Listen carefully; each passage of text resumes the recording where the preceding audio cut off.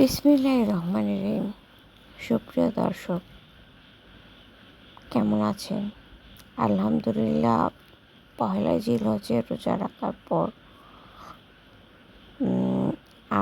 তাকবীর পড়েছি আজকে। আর আমি তো আগেই বলেছি যে আমার চুল নখ আগেই কাটা হয়ে গেছে, মানে সোমবারে কেটে ফেলেছি। আপনারা কে কে কাজগুলো করেছেন? আর দোসরা জিলহজ আশা করছি রোজা কমপ্লিট করতে পারবো। আর অবশ্যই তাকবীর, তাহমিদ, তাসবিহ, তাহলিল এগুলো একসাথে চলবে।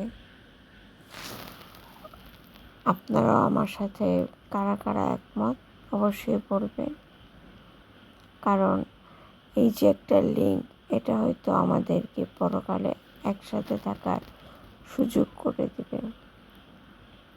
কারণ দুনিয়াতে যার সাথে যার চলাচল, পরকালেও নাকি একসাথেই থাকা হয়।